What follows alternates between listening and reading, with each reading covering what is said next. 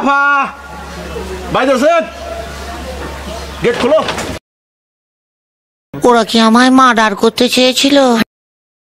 গিন্নি গো, তোমাকে তো আজকে খুব কিউট লাগতেছে। সমস্যা তো একটা আছে।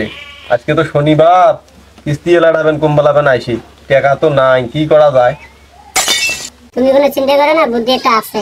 তা কি বুদ্ধি করছো আমাকে একটু কও, আমিও বিষয়টা একটু বুঝি। সপ্তাহ যখন আসবে না তখন আমি ঘরে নিয়ে গিয়ে চুমোচুমি করে পটে ফেলাবো।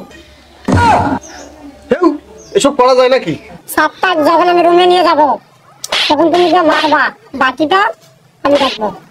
ওরে শোনাবো, দেখি মাথাতে এত বুদ্ধি রই। এই বুদ্ধিতে তুই ঘুমিস কেমনে? ঘুম ধরে এত চুলকে না মাথা। আগো প্রতিদিন নুই হরলিস কাম সেজন্য বড় মাথা কত বুদ্ধি। তোর মাথা নাই ডুলি না, তাইলে ওই কথাই রইলো গিন্নি, কিস্তি এলার আজকে একটা বিট কর্ম। গেট লক দিছে। ওই আফা বাইরে আছেন? গেট খোলো। ওই আফা আসেন, কিস্তি নিবে আসলে গেট লক থাকে। খোলেন তাড়াতাড়ি খোলেন। ও স্যার, কি খবর? ভাই বাড়িতে নাই? কিস্তিটা নিয়ে আসেন তাড়াতাড়ি। আপনার ভাই তো বাসায় নাই। ভাই বাড়িতে নাই মানে? কিস্তি নিবে আসলে ভাই বাড়িতে থাকে না। কিস্তি নিয়ে আসেন যান। प्यारी समझ गई।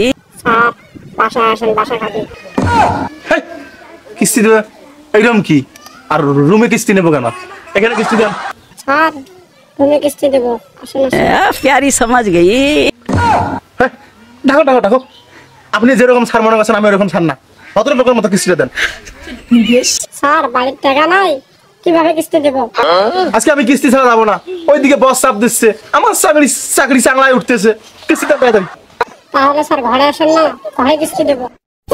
ছাকুলিতে গিয়েছিলাম গম ক্ষেতের ওই পাশে, সেই সুযোগে চুরি কইরা আইলো আমার কাছে।